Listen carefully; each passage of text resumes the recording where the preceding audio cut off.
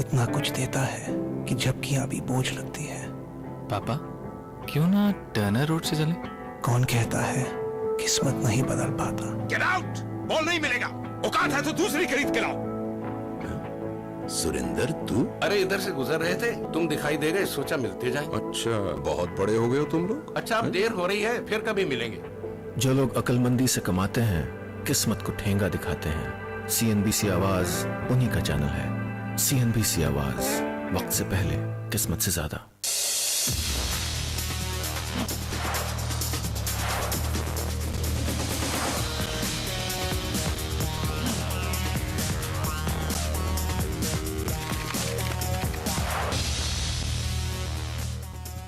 Welcome back. आप देख रहे हैं प्रॉपर्टी गुरु और अब बारी है आपकी प्रॉपर्टी से जुड़ी लीगल प्रॉब्लम्स को सुलझाने की। और इसके लिए आज हमारे साथ स्टूडियो में मौजूद है लीगल एक्सपर्ट हिमांग जरीवाला। हिमांग जी, बहुत स्वागत है आपका प्रॉपर्टी गुरु में। तो आइए हिमांग जी के साथ आपके सवाल जवाब का सिलसिला आगे बढ़ाते हैं। लेते हैं अपने पहले कॉलर को। विकी शर्मा हमारे साथ फोन लाइन पर हैं।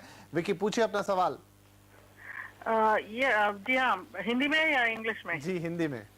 अच्छा, as a OCI which is called as overseas citizens of India, जी आप के जो फाइनेंशियल राइट्स होते हैं they are equal to NRI जी। एंड उसके अंदर एक ही रेस्ट्रिक्शन होता है that you can not purchase agriculture land जी। And my question is regarding residential plot. जी लेट्स से इफ मैं रेजिडेंशियल प्लॉट खरीदती हूँ या मुझे कोई अलॉट करता है लाइक एजेंसी लाइक DDA, तो मेरे उसमें मेरा लीगल स्टैंडिंग क्या है?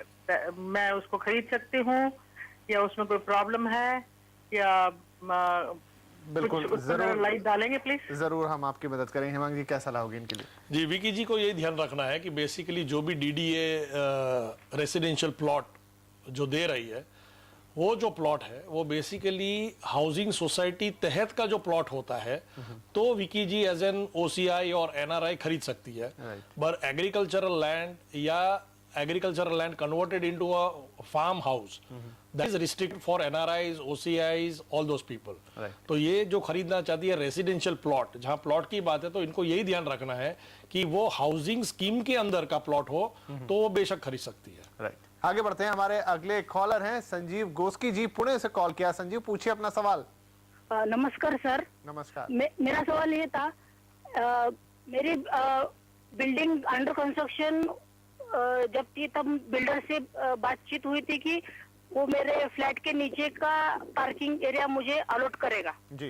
तो उसने ओरल एग्री भी किया था। तो बाद में जब पूरा कंस्ट्रक्शन हो गया, पोजीशन हो चुका है, तो उसने एक्चुअली मुझे अलग पार्किंग दे दिया। और मैंने वो डॉक्यूमेंट पे उसने वो पार्किंग अलोकेशन जो है वो स्टैम्प पेपर पे एक डिजाइन बना के उस पे लिया साइन मेरा। उस समय मैंने उतना नहीं देखा कि वही एरिया है क्या। राइट। तो मैंने उस पे विश्वास रख के साइन कर दिया उस पे। और बाद में मुझे पता चला कि उसने दूसरा जगह मुझे अलोकेट किया है। राइट, तो उससे क्या कर सकता हूँ? जी बिल्कुल, आप चाहते हैं कि जो जगह उन्होंने आपको वादा किया था वही आपको दें, और उन्होंने एक चालबाज तरीके से आपको गलत जगह साइन करा लिया। क्या इनके लिए रेमेडी हो सकती है सर? जी, बेसिकली विपिन जी ऐसा है कि संजीव जी को जो बताया गया था वो नहीं दे के एक दूसरा जो अग्रीमेंट बनाया, जहां पे अलग सा पार्किंग स्पेस का अलॉटमेंट दिया गया है। मगर संजीव जी की एक ही मिस्टेक है, उन्होंने वो डॉक्यूमेंट साइन करने के पहले पढ़ी नहीं है। यानी कॉन्ट्रैक्ट एक्ट के हिसाब से ऑफर ऑफ एक्सेप्टेंस ये नया पार्किंग लॉट पे हो चुका है।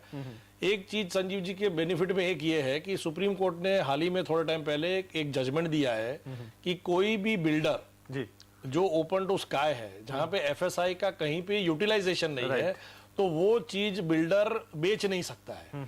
यानी संजीव जी को थोड़ी राह देखनी पड़ेगी, बिल्डिंग बन जाए, सोसाइटी बन जाए, उसके बाद जो भी अलॉटमेंट होगा वो ओपन अलॉटमेंट रहता है, बारी बारी अलॉटमेंट रहता है, तो वहां पे ही में गेट अ बेटर अलॉटमेंट। जहां पे बिल्डर ने दिया गया है उससे उसको बेटर अलॉटमेंट मिल सकता है। मगर हाल में जो अग्रीमेंट साइन हो चुका है उसमें ही have to stand by that agreement. अगर ये स्टिल पार्किंग है और एग्रीमेंट के तहत इनके पास आ रही है तो अब इन्हें यही रखनी होगी। तो अभी तो यही रखनी होगी, क्योंकि उन्होंने उस पर साइन कर दिया है, उन्होंने एक्सेप्ट कर लिया है ये अलॉटमेंट। तो यहाँ पर मोरल ऑफ द स्टोरी ये है विकी जी, आपके लिए भी और बाकी लोगों के लिए भी, कि किसी भी इस तरह के कागज के ऊपर दस्तखत करने से पहले उसे पढ़ जरूर लें। ऐसा ना हो कि बिना पढ़े ही आपकी, ये तो सिर्फ पार्किंग की बात हुई, हो सकता है आपने जो घर पसंद किया था उसकी जगह कोई दूसरा फ्लैट दे देते तो शायद आपके लिए और ज्यादा बड़ी मुश्किल होती है। तो यहाँ पर एग्रीमेंट या उस तरह के किसी भी पेपर को साइन करने से पहले जरूर पढ़े। आगे बढ़ते हैं, अगले कॉलर आ रहे हैं मुंबई से विल्सन थाड़ी साहब। विल्सन जी पूछिए अपना सवाल। मैं 2 साल हुआ मीरा रोड में मैंने फ्लैट लिया हूँ जी। 2 साल होके भी बिल्डर ने अभी तक गार्डन नहीं बनाया है और 2 साल में ना सोसाइटी बनी है, ना ओसी मिला है और ना ही मेंटेनेंस कुछ कर रहा है वो। और फिर भी 1 साल के बाद वो मेंटेनेंस मांग रहे हैं हमसे, वो भी एक छोटा सा पर्ची में जी। जब हमने उनके कहा कि हमें एक रिसीट दीजिए जहाँ पे हम चेक देंगे आपको तो आप हमें रिसीट पे वो सैंक्शन होगा, बट वो बोल रहे हैं कि नहीं, हमें सिर्फ कैश देना चाहिए। अच्छा चलिए, तो कहाँ तक चाहिए जी, जरूर आपकी समस्या का समाधान करते हैं। सर इनके लिए क्या सलाह होगी? विपिन जी, विल्सन जी को बेसिकली कोई भी कैश देने की जरूरत नहीं है। बेसिकली जो है कि Maharashtra ownership of flats act के हेतु में जब भी बिल्डर 60% के ऊपर फ्लैट को बेच देता है तो उसको अंडर सेक्शन 10 और मोफा सोसाइटी बनानी पड़ती है, वो मैंडेटरी है जी। सपोज बिल्डर सोसाइटी नहीं बनाता है तो फ्लैट परचेजर एकत्रित होकर डेप्यूटी रजिस्ट्रार को मिलके under the Maharashtra cooperative societies act 1960 अपनी खुद की सोसाइटी बनावे। जब तक सोसाइटी नहीं बनती एक एडॉक कमिटी बना लेवे, सब लोग वो एक अकाउंट खोल देवे प्रपोज सोसाइटी के नाम से और अपना मेंटेनेंस खुद करे। जहां पे डेफिशिएंसी का सवाल है कि जहां पे गार्डन नहीं बना है, कि जहां पे दूसरी त्रुटियां है, उसके लिए कंज्यूमर प्रोटेक्शन एक्ट 1986 के हेतु में जॉइंटली जो भी फ्लैट ओनर्स है इंडिविजुअली नहीं करके जॉइंटली भी वो लोग एक जॉइंट कंप्लेंट, कंज्यूमर कंप्लेंट डाल के बिल्डर को वहां पे खड़ा करके जो भी त्रुटियां हैं वो कंज्यूमर कोर्ट के फोरम के हेठल से ये सब कंप्लीट करवा सकती है और बाकी काम अपना सोसाइटी बना के खुद ही मेंटेन करे। कोई कैश देने की जरूरत नहीं, कोई जबरदस्ती नहीं है इसमें। और इसी के साथ यहाँ पर वक्त हो गया एक छोटे से ब्रेक का, लेकिन आपके लीगल सवालों के जवाब लगातार हम देते रहेंगे। सवाल जवाब का सिलसिला बना रहेगा, कहीं मत जाइए, हम तुरंत हाजिर होते हैं इस ब्रेक के बाद।